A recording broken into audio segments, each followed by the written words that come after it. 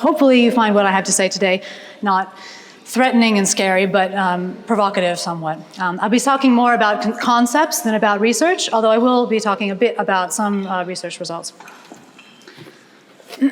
So first, a little bit about my street credibility. So what I'm going to be speaking about today, as I say, is more about concepts than specific research results. But there are four main pillars that underpin what I'm going to be talking about. The first is this notion that our minds, the way we think about phenomena as economists and also as just individual decision makers, are built on this idea of categorizing, of taxonomizing what we see. We group the things we perceive into particular boxes in our heads, and that allows us to make progress intellectually and to decide on actions. And so from that standpoint, any time that there is a division made in our external world between things A and things B, apples and oranges, it's very seductive to us. And I think that can sometimes lead us astray in terms of generating good policy advice. Secondly, I want to talk about things that have to do with measurement. Measurement is something that has, it's not particularly sexy. It's not considered, a big topic in economics, although one of my colleagues at UNSW, Kevin Fox, has made a lot of contributions in this area.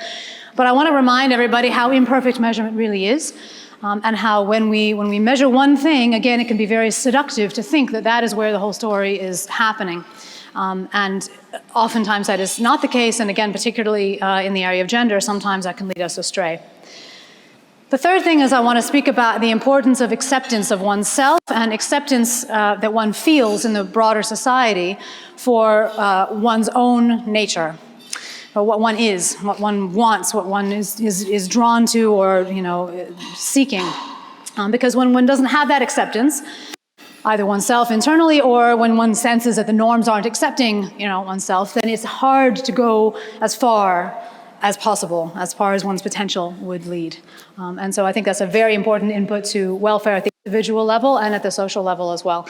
And finally, as I say, a bit of my street credibility, which will also give you a bit of historical perspective on some of the things I'm talking about today. So my mother was a psychologist, as some of you may know. And as it happens, she was the chair of the Carnegie Mellon University's first affirmative action committee, which was essentially called this, started out with this report, which I have here, in fact, in hard copy.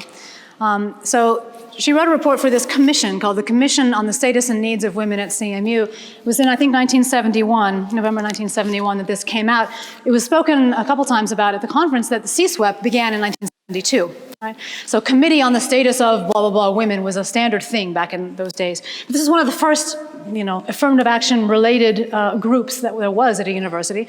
So Ruth Beach, that's her first name there, the very top there.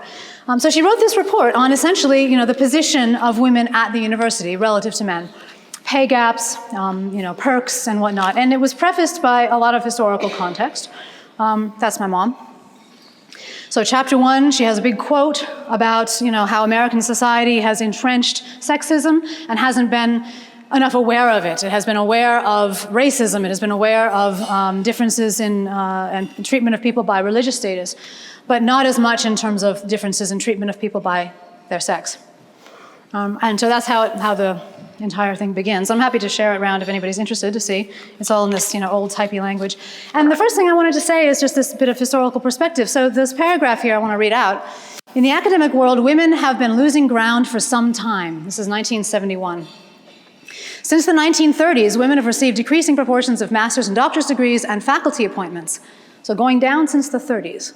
In 1879, women held more than a third of the faculty positions in colleges and universities, according to Time in 1969, which is not the most academic source, but Today, the percentage stands at 22%, down from 28% in 1948 and 27% in 1930. So in case there was any mystery about this, it's not the case that women have been held back for a very, very long time and then only recently are they starting to bloom, right? There have been ebbs and flows in the representation of women, certainly at higher education institutions, and perhaps in other areas in the professions for a long time, including teaching and other kinds of things. And so that goes up and down with changes in society. Now, one of the things that happened between the 1930s and 1971 is well, there are many things that happened. One of them is a war. And we've heard a lot of papers today, and including in the keynotes as well, about gender norms, norms that have affected the way that the society, asks women and men to behave, and the way that they feel that they should behave, and how that can cause tensions and things like this. And Shoshana talked about certainly those kinds of issues in relation to the development of the analysis of the economics of the household, right? And how it took big men like Becker and Mincer to get analyses of the household economics component of the economy onto the main agenda of economics. And I just want to talk about a little bit about the things that are underpinning the changes in norms that we've seen over time. So there was a big world war between the 1930s and 1971, and in a wartime, you send a lot of men off to fight, and then, the women have to take up the slack in factories and stuff, and then when the men come back, they need jobs, right? And so the women get kicked out of the jobs, and then there is probably a natural sorting, a bit more in accordance with what we now think of as traditional gender roles, women being more at home raising the families, because everybody wants to have a family then, right? The war finishes, thank goodness people are happy, right? They want to start their families, right? They've probably been delaying it, and so you get that sort of specialization. And you certainly get it in a time before we had refrigerators and washing machines and clothes washing machines, dishwashing machines, all these wonderful machines that came about, after the end of the Second World War for the most part, and got disseminated, right? So all these time-saving machines helped women to be able to escape, right? If you call it an escape, from that home environment, right? And there was also incredible innovations in all sorts of things, which we take for granted now. But back in the 1940s, it was a real pain to go through the kinds of fabrics you had, the sort of stuff that people had to deal with every day in their food technology, how to keep something cold, and the preservatives weren't as well developed. I mean, all sorts of stuff. Healthcare as well. Your kid could catch polio at a pool, right? You'd be lucky if you had any kind of, medicine that would cure them if they got some horrible disease. All of these things make it so much easier to be able to outsource the care of children for at least some portion of the day, and the care of the household to somebody else, so that you can do stuff, right? It's almost like at the inception of agriculture, people finally have some time on their hands so they can start doing stuff, right? And that sort of happened, right, during this period. So it's not as though these norms have, been changed just because people have been railing against gender inequality. Real economic realities changed. Right? The way in which people can live changed. And that then brings with it a change in the norms, because the woman who then realizes, the 1960s, sitting around thinking, well, I can get a frozen steak, right? I can, press a button and have this thing done or whatever. She has time on her hands, and she either goes crazy and has lots of Valiums or whatever, or she thinks, you know what, darn it, I'm gonna go to work because I want something interesting to do, because there's not anything else for me to do now. Right? They lose their role in the family a bit. Little bit of the role that they used to have. They still, of course, have a role as a mother and everything else, but there's time on your hands that's created by that innovation, right? And that creates the changing norms, right? And of course, once that starts happening, then you get a construction of supporting infrastructure like daycare centers, right? And school buses and things that you don't, even Australia doesn't have school buses, which I was shocked about when I came here. I mean, who sets up a society, in the developed world where you don't, you have to take your kids to school personally? So that's still yet to come to Australia. Anyway, I haven't seen a really good analysis of, how these kinds of, seems small, but innovations at the coalface level of household production have led to changes in gender norms. I think it would be really cool to see that over time. And we know that the norms that are in our world, whatever time we happen to live, do influence people's behavior and the way that they perceive their behavior as being, acceptable, not acceptable, conforming, not conforming, and then their evaluation of what their outcomes are and what they've experienced. And we've seen some papers today that talk about that. There are a couple of papers I've written recently that touch on this. This is one of them with my co-author, Leslie Stratton. And it's about housework and satisfaction using Hilda. And what we essentially we do is we look at whether or not a particular household has a split of the housework, that is by male and female hours, that is in accordance with what would be expected, versus are they far off on one direction or the other? So does the man do a lot more than the expectation or a lot less than the expectation? Does the woman do a lot more or a lot less than the expectation? Where the expectation is just a predicted value from a regression. So we just say, how much housework is the man doing, and we regress that thing on basically everything we can observe about the household. And if you have a high residual, then your man is doing a lot more housework than the average, right? So we're literally classifying the norm as the predicted value from a regression, which is essentially what it kind of is. A norm is what most people are doing. It's like the average thing, kind of in your head, you know this is what most people do, right? It's nebulous in that definition, but that's basically it. So we take those residuals and then we ask, do those residuals predict people's satisfaction? Something that is an outcome that economists should care about in some sense is welfare, right? Are we happy with our life? Are we happy with this dimension of our life or that dimension of our life? And one of the interesting things we find is that there's a big gender difference in whether or not those residuals have an impact. For men, they have no impact, right? Whether or not the man or the woman does more or less housework doesn't budge his satisfaction on any dimension of, life. But for women, they tend to be a bit more happy when he does more work in terms of how the household chores are divided. They're more satisfied with that. But they tend to be slightly less satisfied with life as a whole. We had trouble explaining this, but I think it has to do with a similar story as we've seen in some of the papers today, and as you see in the doing gender hypothesis work in sociology, which is if you do deviate from a norm, that creates some kind of stress. Even if it looks like it's a self-serving deviation in a sense. Even if my husband is doing lots and lots of housework so I don't have to do it, it still makes me feel a little bit not okay at some vague esoteric level because it's not matching a norm. So norms influence us. We are a social species. We can't help that. Here's another paper in the same series with Leslie Stratton, my co-author at Virginia Commonwealth University, talking about norms.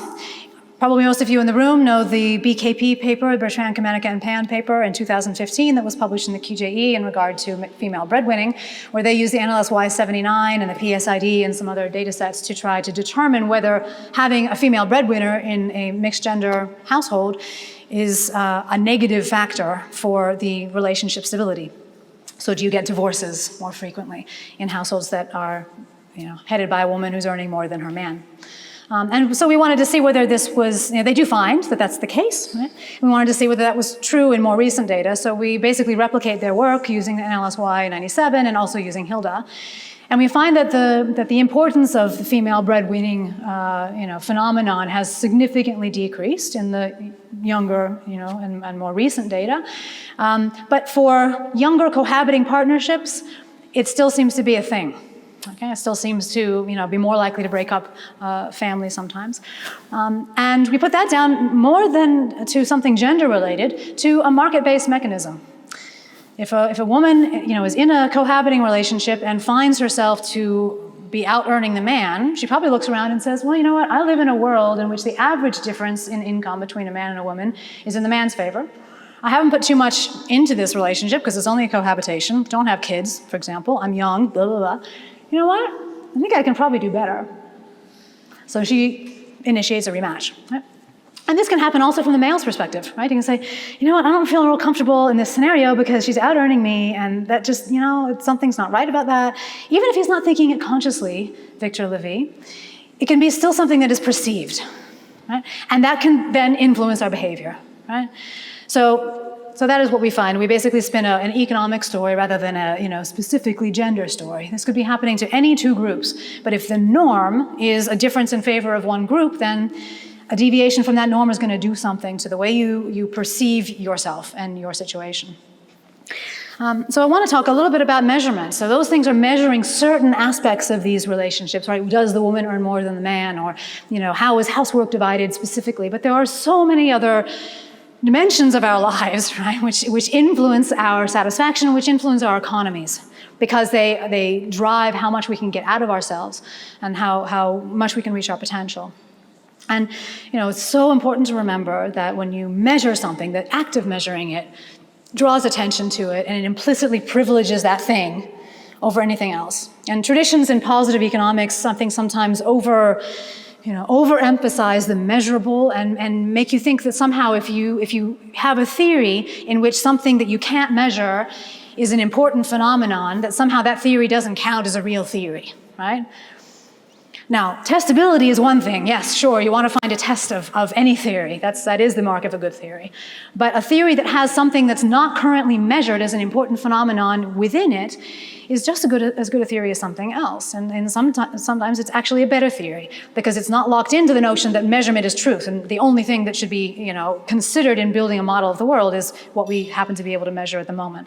And this is known, it has been known for decades. I mean, Shoshana mentioned the satellite NIPA account saga, so Margaret Reed and the call to measure the value of unpaid labor. We know unpaid labor happens. Yep, it's not monetized, it's huge, it's a massive input to, economic health and production and just functioning, right? But we don't measure that, right? We can estimate it by weirdo methods like thinking that, that hour of my time spent with my child is sort of equivalent to an hour of my time in the labor market in terms of the hours, or I could think, the hour of time that some childcare provider would have spent if I had outsourced that. It's very dicey and difficult to try to get a proxy measure of that stuff. We can try. We can also try to measure it directly using things like time use diary surveys, which Australia has not run since 2006. They were supposed to do one in 2013, and it fell off the radar. It's very, very difficult to run a time use survey, I know, but other countries seem to have managed to do it, and it's so unique because it's the only place where you really see a breakdown of how people are using the one resource that everybody has the same amount of, which is time, right? Because that's a really appealing factor. You don't have this endogeneity problem of, how do you use your income? No, everybody's got the same amount of time. That's fixed. So to see how people use it is a very, very powerful thing. So, that allows us to measure a few more things that aren't traditionally measured by statistical agencies and whatnot. One of my favorite magazines is Harpers Magazine. It's way, way, way far left on some things and kind of, crazy, but it's incredibly well written. If you ever have any students who need to learn how to write, best magazine ever. And whether or not you agree that Bettina Arndt should have gotten her Order of Australia or think that she should be stripped of it, I think you would agree probably that she would like this cover story. And I love, the way that they did this, because you can see this poor man, right? It's not about statistics, it's not about numbers, it's not about things we can measure. He is feeling something, right? Oh my God, how do I behave? What have I done, right? I mean, what do you see when you see that, right? What have I done? How do I act? What can I do, right? In this age, I don't know. As a mother of a 20-year-old son who has just gone to the US a couple of years ago to go to university, I was really worried that this was going to be him, right, when he got to campus, that he wasn't going to know how to behave because all of these norms around things that we, don't measure very well, like, are people talking to each other about things like consent or, histories or whether, a particular experience is acceptable or, is this something you'd like? We don't, when I was a kid, we didn't talk about that stuff explicitly. You read nonverbal signals, right? You learn how to communicate with real people, not virtual on the screen people, but real people, and not just verbally, right? All these other ways. But now it's kind of all bets are off, and whether or not what he's learned here is still going to apply, or whether what he thinks of as natural behavior is going to be considered some type of violence, I was really worried. He hasn't had a problem, thank goodness. But I worry for men when I see, and this was a great article. This was like super, super interesting. It was like the first thing I read. So the things he's feeling in this picture, right, and everything about what men are going through during this Me Too movement and identity politics, this is not well measured. We have anecdotes like Harvey Weinstein or whoever who get pilloried in the media, of course, and it's not that some of that stuff is not awful that's happened. Of course it is, right? But a good, solid, robust, quantitative, representative measure of the kinds of things that are important that could influence, again, welfare and ultimately economic potential being reached. We don't have measures of those yet. We do have some measures of other stuff, though, that doesn't come up a lot in conferences like this one. So suicide is, the destruction of something really, really, really valuable economically, right? At a stroke, that's it. It's not like, domestic violence, for example, which is also awful, but suicide is, this person cannot produce anything anymore. Cannot produce happiness, cannot produce labor, gone. Right? And suicide rates are significantly higher for men than women, pretty much around the world, right? They've been coming down for both genders, thank goodness, but the rates have been, higher for men for a long time. Drug-induced deaths as well, higher for men. still higher for men. And gender and life satisfaction, actually. So this is a recent paper in 2019, which does kind of a review of the relationship between gender and life satisfaction. And I'll just read the last couple sentences. Despite the less favorable objective conditions for women globally, women were found to be more satisfied with their lives than men across most of the groups we studied. And then the next sentence is interesting. It is hoped that the present results can be used to inform research and practice aiming to identify vulnerable female groups and to optimize the well-being of women globally. Now, okay, you understand why I'm confused. But I worry when I see things like that. Where's the coherence? What are we worried about? We should be worried about humans, yeah? Humans. There are lots of other measures that we have of stuff that we would think would be important as economists where women actually have the advantage. Right? Men are more likely to use illicit drugs, they're more likely to commit crimes, they're more likely to die at every age. Haven't mentioned the education performance outcomes. Women are better at education, generally speaking. They mature more quickly, it gives them advantages. Right? They live longer, obviously. We have it pretty good, frankly. So in this day and age, I am more worried about men. I'm more worried about boys, I'm more worried about men. Because they're humans too.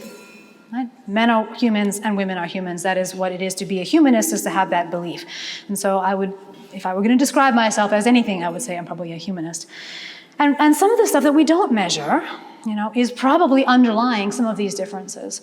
And there are a few here that I think are under-examined in economics. And in my own work, I tried to look at some of these things. As hard as it is to do that, given the current data we've got, current measurement structures that we have. But the quality of people's personal relationships, which seems to be a big driver of their satisfaction in the psychology literature, which we sort of, have waved hands about for a long time. How much people love, how much they are loved, right? The quality of the love in their lives. And how much do they feel they have a valued role to play in their groups? How much do they feel they're valued in their family? How much do they feel they're valued in their workplace, in their sporting groups, in their community groups, in their profession, etc. And these things are all in various literatures, they come out as themes about what is probably important to people's happiness, to their welfare, right? So, women, for example, may have higher life satisfaction than men, generally speaking, in most groups across most countries. Maybe because they love more, maybe because they're closer to their family, closer to their friends, possibly. Maybe they have a very solid role. When you're a mother, motherhood is a really, really big thing in human experience, right? Possibly the closest bond that exists is between a mother and a child. So you have that. It's hard to feel alone, I think. Harder to feel alone. So, okay, if roles are important, should we actually define roles in terms of gender? Would that be a positive thing? So there was actually one of the questions on the World Wellbeing panel, I think it was a year or two ago, that came out on exactly this. So economists around the world were asked, do you agree that on balance, clear and distinct gender roles, whatever they are, decrease the average well-being of the population? And then part two, do you agree that an active policy that discourages any particular gender role narrative is likely to increase the average well-being of the population? Economists were asked this, they had no idea, right? Opinions were split left, right, and center, right? And really powerfully argued in both directions, right? We don't friggin' know. It's a question that a lot of economists wouldn't even bother asking. They don't think about that question. The optimality of setting up gender role ideology, what? Right? How could that be a thing? You can, as a government, play into different kinds of narratives. And you could have a narrative where, for example, instead of talking about mothers and fathers, you talk about parents. Or you could talk about mothers and fathers, right? You could say parental leave, you could say maternal and paternal leave, paternity and maternity. Right? You could talk about, female and male toilets, which is a weird thing. I mean, geez, female toilets, really? Women's and men's toilets. You could just say toilets, right? There's lots of ways you can genderize or not genderize your world, and you can promote that as a government if you think it's something that will do something to welfare. So, why wouldn't we ask that? It'd be an interesting question. We certainly don't racialize for example, or at least we don't anymore. We used to, back when my mother was working at CMU, there were, in the South, still places where there was the colored water fountain and there was the white water fountain. But, we don't do that now. We still do separate the genders in toileting, yes. That's pretty much it, I think, in the public space, in Australia, anyway. I'm not sure that I'd be necessarily welcome in some of the, mining companies, boards and stuff like that, but, you could technically go to every place as a woman or as a man. But, we just don't know as economists whether or not it's a good idea to genderize. So, if you wanted to ask that question as the benevolent dictator, what's the best setting on this spectrum, When is gender seen to be relevant in the society? Is it good to have it always be relevant? Always talking about, women and men and girls and boys and, things for those two groups of humans? Or is it better to always be gender neutral? Right? And gender's never relevant for anything. So, people, even schools, public schools, there's not a girls and boys uniform, there's just one uniform. Actually, the school my son attended in Sydney, Newtown High School of Performing Arts, was the first school in the state and I think the country to allow girls to wear boys' uniforms and boys to wear girls' uniforms. We were very proud of that. We thought, oh, okay. So would you confidently be able to say, where is the optimal setting on that continuum? What's the right place to be? From a benevolent dictator perspective. I don't think we know that. I don't think we know where our society should be heading or try to be targeting for optimum welfare, for optimum, getting to the optimum frontier in terms of productivity and happiness and everything we want, right? So I just want to say more salience of gender is not necessarily always a good thing. It's also not necessarily always a bad thing. We don't really know the answer to that question, and we shouldn't act as though we do. Okay, and that's a similar story for other kinds of observable differences between people. And, there are ways you can seriously damage people, either the experiences they have or the outcomes that they achieve via this sort of gender salience. So one is the kind of signaling that we've seen in the stereotype threat literature can hold people back. So if you, tell a mixed gender group of kids that boys do better on math tests than girls, and then you give them a math test, the girls don't do as good as the boys, obviously. And the same thing can be true of male-female differences. That's true of race differences. So a stereotype threat may emerge in people's minds that they then conform to. And that's a standard finding in that literature. That's a damaging use of a stereotype, of gender salience, of making gender salient. Right? Even just the linguistic convention of having gendered nouns. I'm glad that I speak English, which is non-gendered. I think that's probably, I'm not sure I'd feel comfortable constantly referring to my necktie as a female thing, I'm not sure it would make me comfortable. But maybe it has effects. There's one paper I've seen that actually looks at the linguistics, the gendered languages versus the non-gendered languages in terms of effects on how people think about problems. It'd be interesting to see if there's some other broader effects.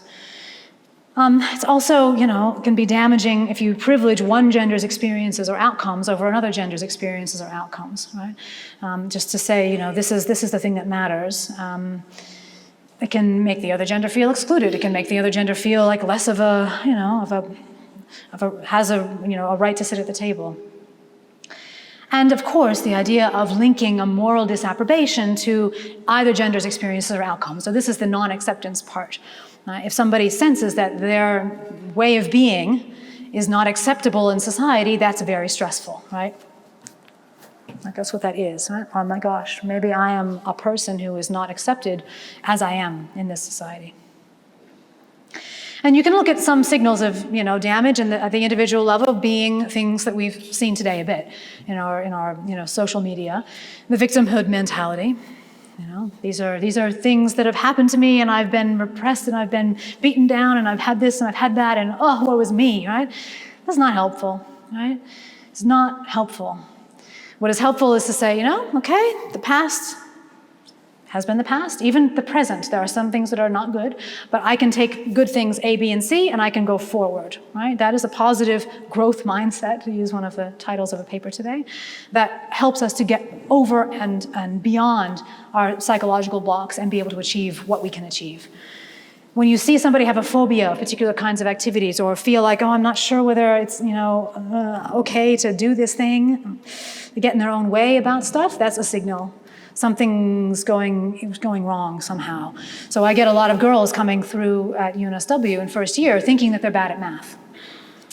And I really think that that is something, some message they're picking up somewhere, right? That, oh, you guys are not as good, right? And even if it is comparative advantage based, and the comparative advantage is in English, is driven by English capacity differences, rather than mathematical capacity differences, which we heard about today at a paper, even if that's true, right? The boys would feel worse, potentially, because they're worse at English, so they don't really want to say that. But, the girls internalize this notion that in absolute terms, I'm not as good. And that obviously holds them back.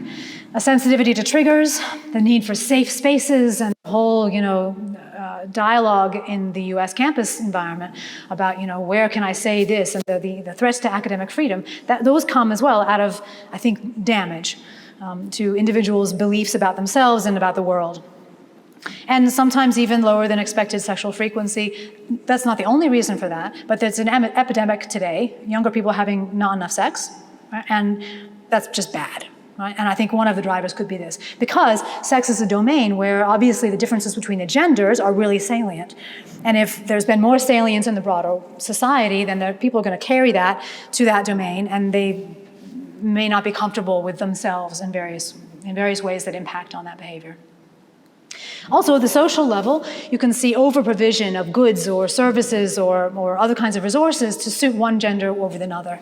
And that is also, I think, a signal of, a damaged society, a society that has made gender too salient in some way. And also poorly designed gendered policies. Some of you who are foreign may not know this, but in the recent past, one of our peer institutions in Sydney, the University of Technology, Sydney, adjusted its entry-level scores for STEM majors downward only for girls, only for women, right?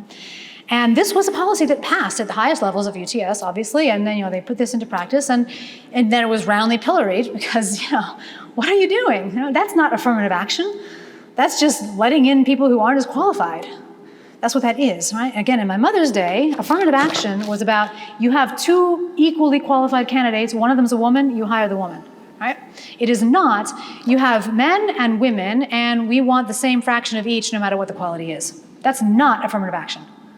That's a very different thing. And so when you see those kinds of policies, to my mind, it's a signal of something has gone off the rails in the dialogue about gender and the salience of gender in the broader society.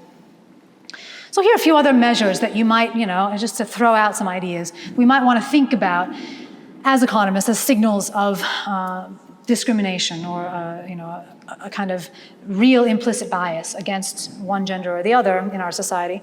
One of them is the degree of forgiveness for weakness. So one of the quotes from this report at the very start, it said something like, only the women who are particularly thick-skinned and extremely highly able and everything else actually get to the top of their profession. And we do find that there's, I think even today, that phenomenon happens a bit. You find women at the tops of their professions tend to be, I won't say butchy, but they have some real guts, right? And they just sort of power through stuff. And, that's not the average female type, if you will, perhaps. And maybe, men, higher testosterone, they're more likely to be like that. And so, okay. But when you don't forgive somebody for making a mistake, you don't forgive somebody for having a weak side, sometimes that can be a signal that you're not fully humanizing that person. You're not seeing them as a human, you're seeing them as, oh, well, that's just, we expect that kind of weakness out of these genders, and or that particular gender. So, I'm just gonna, not even gonna forgive that, like that's just what I would expect. It's not, look, I knew that would happen, right? This sort of attitude of, oh, you've just confirmed my expectation that this is just a weak kind of person. Rather than every person has weaknesses, and the existence of a weakness doesn't mean you don't have strength, right? So the appreciation of the whole person. The degree of disappointment as well, when somebody doesn't realize their potential, you should be disappointed. If you think somebody has ability and they don't achieve, don't care what their gender is, you should be equally disappointed, right? And so if you're not, that's, maybe there's an implicit bias there. You implicitly had a lower standard for one gender or the other one. The pattern of apologies is also something, I think is telling. An apology is an implicit admission or explicit admission if you're saying, I am sorry to the person, not just in your own mind. I am sorry means I violated some norm that we both understand to be there. Even if we haven't talked about it, it's there. And so if I've done something to wrong someone and then I say, I'm sorry, it says, I know that I wronged you. And so if women and men, equally apologize to each other when wrongs happen, that's kind of what I would want to have happen. If instead one gender is forgiven more than the other gender, that's maybe an implicit bias signal. And generally the amount of communication space that's afforded. Now, one of the ways to measure some of this stuff, at least, is one of these new technologies called a sociometer. You wear it, and it can pick up, what you're saying and how you're saying it, and the speed at which you're saying it, and who you're talking to and what they say and everything. And that kind of, the analysis of those kinds of interactions, I think, could be really interesting for figuring out whether there is implicit bias in interactions between genders. So, thinking in a way that uses categories is really very human, and Victor Levy's talk this morning talked about that. Gender stereotypes, even if they're only the ones that are held unconsciously, underpin gender-biased behavior. And that, of course, then creates a vicious cycle in which the stereotype is reinforced. And even in economics, we use categories all the time, right? We simplify our world, we generalize our world in order to write something down that's useful for policymakers. That's what our models do. That's even what regression does, right? The paper that I have about the housework, we're using regression to get an average. Right? We're getting this predicted value thing, which is it's a simplification. It's this is the expectation. It's an aggregation, right? And by implication, everything in the residual is not of interest to the analyst, right? So that's superfluous, right? It's stuff it's noisy stuff, right? But we also know that in our own discipline, again, diversity is one of the things that makes the world go round, right? Diversity of preferences, diversity of cost curves, diversity of just everything under the sun. It allows us to specialize and comparative advantage. I mean, we wouldn't have comparative advantage if we were all the same. So difference, paradoxically, is the only thing that drives markets at a very basic level, as much as we simplify and simplify and simplify and try to get rid of difference in a lot of the methodologies that we use, right? And of course, our models also tell us, and it's very obvious, that innovation is the ultimate source of economic progress and arguably social progress, right? Since, again, norms follow economic realities. So the more we can develop economically, the more we can then fold those economic realities into new choices that create new norms. Right? And all of those things come from innovation. They come from doing things differently than they've been done before, breaking out of the prior categories that we've had, breaking out of the stereotypes that we've seen, right? Being different, showing a different way to do things, right? To think about ourselves, a different way to think about society. It's the only way that we can progress. So what I would advise to the young people in the room, try not to get too hung up on differences, categorical differences that are not always that helpful, right? So be not a norm observer and maybe a criticizer of norms, but a maker of norms. Choose what you think you would like to do with your life, whatever it is, in your research, whatever it is, what you think is important, and bloody well do that thing. Right? Because that is where the next wave of innovation in economic analysis is going to come from. We may have had a wave of innovation in the economics of the household. There's a lot more to do in the economics of interaction and emotion and interpersonal relationships that just has been very, very underexplored. And try not to get in your own way by using categorization too much, right? Think of people as human. Obviously, they have differences innately. They have biological differences. They have differences in lived experiences. Men can't give birth, okay? Yeah, women, can't usually lift things as far or run as fast, so there are differences in the way that we are naturally going to approach our world, whether they're brain differences or not, but on average, there are some differences. Sure, okay, right?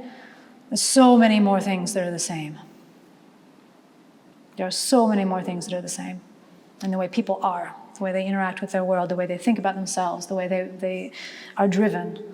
Right? And so work in categories when you have to, right? When you want to know the ground you're dealing with, and when you want to make improvements for a particular group that's really having problems, yeah. But, you know, in the future, for the future, try not to be too chained by those.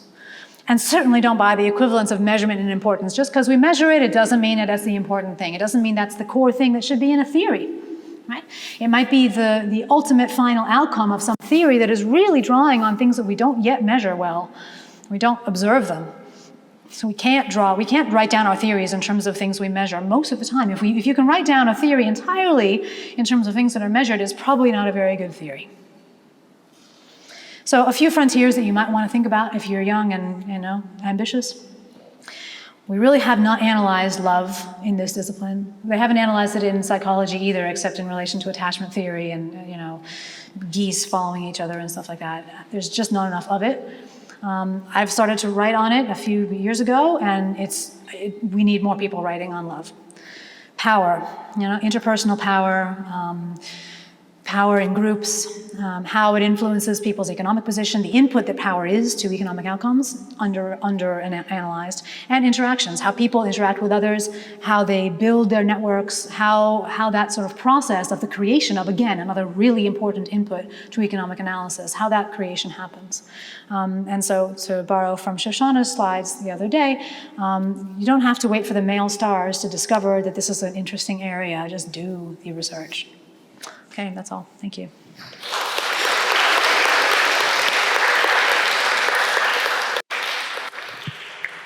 So thank you very much, Gigi. That was incredible. If that doesn't foster debate, I don't know what will. I'll open the floor to questions. I don't bite.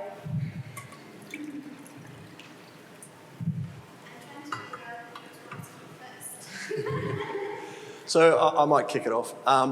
So when I explained to my son about what gender was when he was 12, I explained to him the difference between sex and gender. Sex is biological reproductive tissue. Males produce a smaller reproductive egg. Females produce the larger one. And gender is how you see yourself or how society sees you. Yep. And how you fit into this microcosm. You're a good dad. And as and well, I looked in his eyes and he got it. It clicked. But you talked about, you know, institutions and organisations here in this country, particularly at an academic level, that really struggle to get it. If we can teach it to teenage boys in a simple sentence, how can we teach it to organisations? How, you know, if we're going to do research in gender and we're going to ask serious questions, how are we going to get ethics on board? How are we going to ask these tough questions? Look, it's a great question, and I mean, you're talking about the entrenchment of culture, the entrenchment of people's positions. You know my stance on ethics boards, Stephen. You know, I've written about this before. I mean, I think anytime you get an entrenched body that has a lot of power, that is maintained when they can prevent others from innovating, you're going to have problems, right? And it's going to be difficult to sell innovation to any group that is currently benefiting from the status quo, right? That's just a reality of political science, you know, and managerial, you know, IO's theory for generations.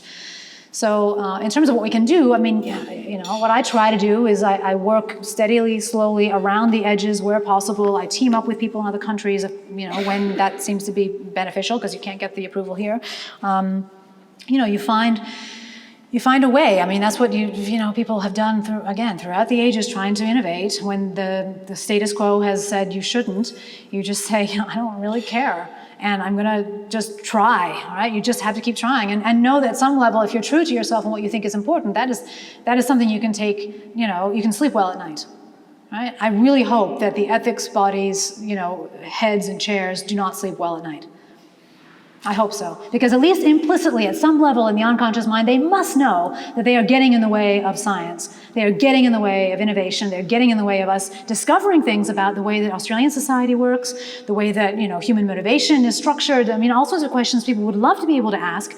And, you know, we can't for stupid reasons that have nothing to do with, you know, human subjects protection. And so, I don't have a perfect answer for you. It's just hard. It's hard yakka. And I guess communicating about these things with fellow scientists is at least helpful in maybe opening the dialogue and showing people that, you know, they're not alone when they try these things. Questions? Tina.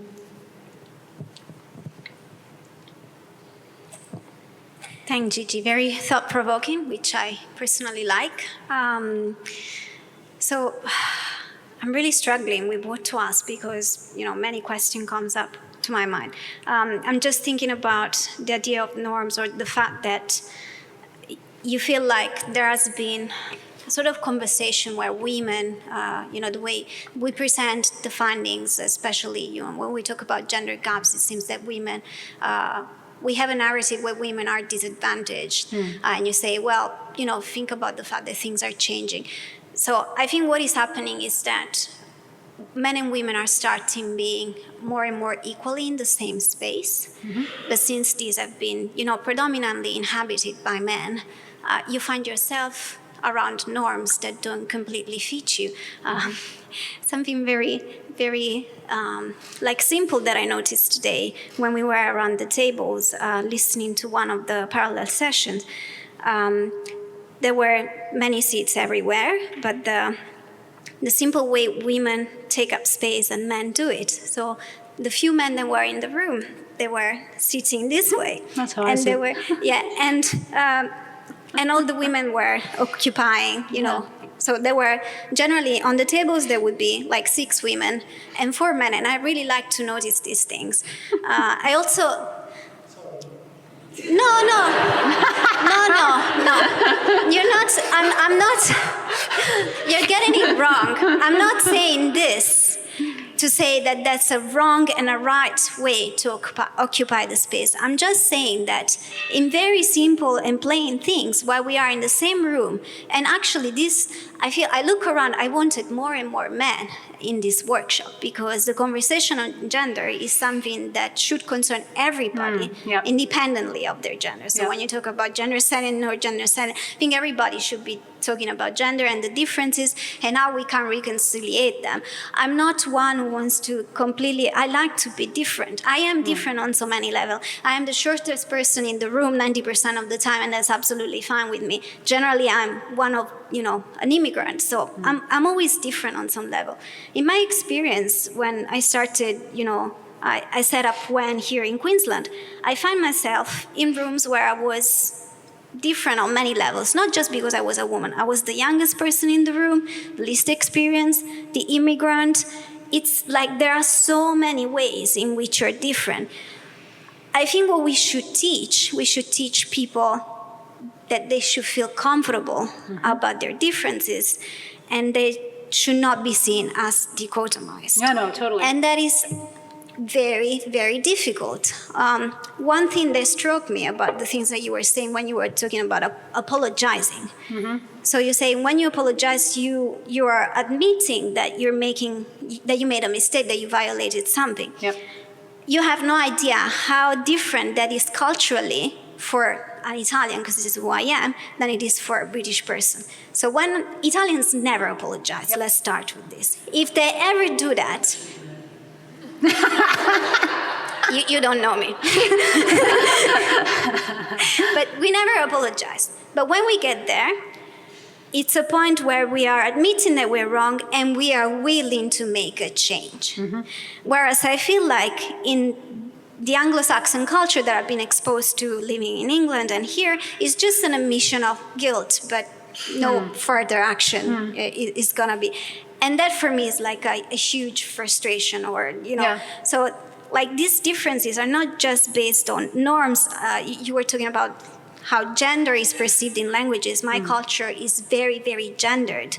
And I want to be different. I don't care. I don't want to look like anybody else but myself. And I might have very feminine traits on one side and very, very masculine on others.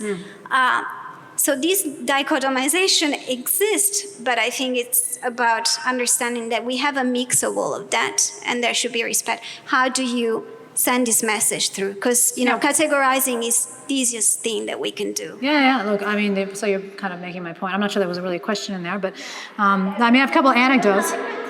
No, it's okay. I mean, I'll I can share a couple of small anecdotes that kind of reflect what you're saying. So one is that when my son was going to Newtown, he was in physics, and there was a note that came home to all the parents that said, we're happy to say that there's been a sponsored screening of the new film Hidden Figures about the contribution of female computers, females who were computers before we had computers, they were called computers, to the Mercury Project in the US. And you can send your child and it'll be at the Sydney Opera House. P.S. Only female students allowed. And this was doubly ironic because actually my uncle worked on the Mercury Project, and the Kevin Costner character in the film was based on my uncle. So it was like, okay, Neil has an actual family reason to want to see this film. And if you are not, as you say, if you are not reaching half the population with the message that women have been important in important things, what are you doing, right? Like, only half the people can see this because because those are the people who are featured. I mean, it's bizarre. So that's the kind of really poorly designed gender policy that I think uses dichotomization in too much of an extreme, right? You don't dichotomize to that level. You don't say, well, here's the female stuff, and we're going to privilege it so much that the men get so excluded that they can't take part in it, and it weakens the entire movement. Right? So that was one thing. The other thing is I was in an all-girls school until I was 14. My father was not in the house, and I didn't have any male friends. I mean, even the animals were female. There were no males in my life for 14 years. And I think that kind of in some way made me very androgynous as a person, like mentally in a lot of ways, like way I think. Sort of, I just think. I don't think about when I'm thinking, I don't think to myself, well, I'm a woman and therefore I should look. Like I don't notice the stuff you were just talking about in a room, like almost ever.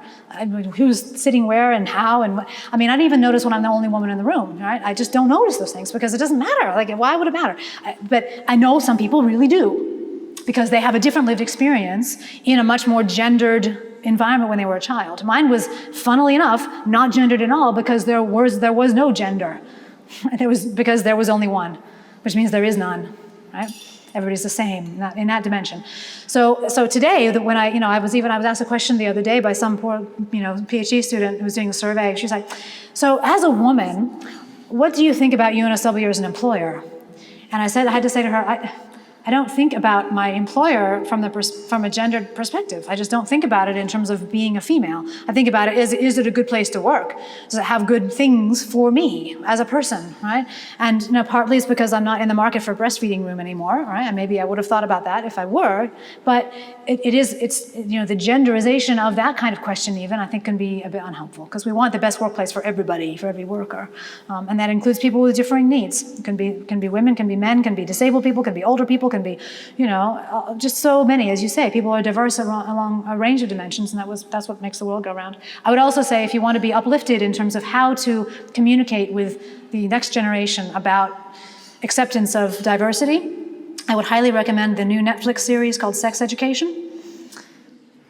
Very good. Gigi, thank you so much. I'd like to come back to the measurement. So I was thinking, if the whole economy was female, right, in decision-making, in the main decision-making positions, what would we measure, right? If every important position was filled by a female, would we change the measures of how we measure the success of our economy? Mm-hmm. So Jacinda Ardern recently in New Zealand introduced the wellbeing budget. Yep. And as you know, I've been an assistant professor in New Zealand, and so I asked immediately all my New Zealand mates, male economists, and asked them, what is changing and do you like it? And they all say, rubbish. And I thought, this is where gender comes in, right? Because I thought it was great, to find a different measure of what we consider success. Yep. And so I would like to pitch this back to you and to your court, the ball, and say, if you were given the possibility of what would you measure to measure the success of an economy? What would you put on the agenda? What should be in this measure? Human thriving, definitely, yes. Human thriving. I mean, Paul has just come out with a handbook of wellbeing policy, right, where he tries to show governments a sort of a roadmap for how to put well-being as a policy objective on the agenda of ministries in different departments and, countries around the world. And he's basically flogging it in any government that will listen to him.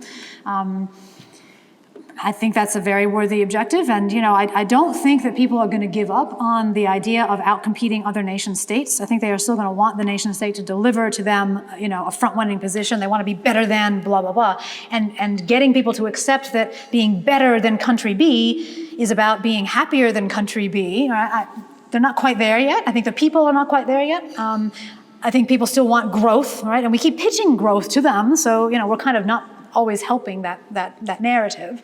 But I think as the generations go on and people understand that quality of life becomes a very important margin on which we can get huge gains, and if we sacrifice that, we can get something that doesn't matter as much, like more coal production or whatever, may become less of a big deal in people's minds in terms of where the score is kept. But that's a very slow process. And I think economists can help with it by, elevating these kinds of alternative measures. And we elevate them when we measure them, right? We do elevate things when we measure them. So the more we can think of what is a measure, and it can't be, obviously any measure can be gamed. I mean, GDP is gamed, right? Everything that is measured is gamed. So you are immediately in that second best world. But to at least attempt it, shows, okay, the government is putting resources towards trying to measure this thing. It must be somehow important. And then over a long period, people start to absorb that is the thing that matters. And then the government can help with this, right? And say, we have the healthiest, blah, blah, blah. You could have little competitions between states in Australia.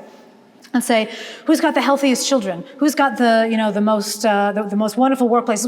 We already have this in some cases, right? Best workplace for women or whatever. But that's a bit of a, a lot of guys are going to look at that and be like, who cares, right? You need to have it be broad. You need to have it be human. You need to have it be meaningful to most people, relatable to most people. Children's health is a pretty big one, right? How people treat their elderly population, right? The measures of morality of a country are often in those places. So measuring that stuff, putting it on the airwaves, talking about it. I try to do it in the Economists as much as possible. We've had, programs on happiness and love and, all these things. I think that's what you can do your small part of to try to change the narrative, yeah. So we probably have time for one more question, and then Gigi can come back and eat the other half of her dessert because I started too early. So do we have one more question?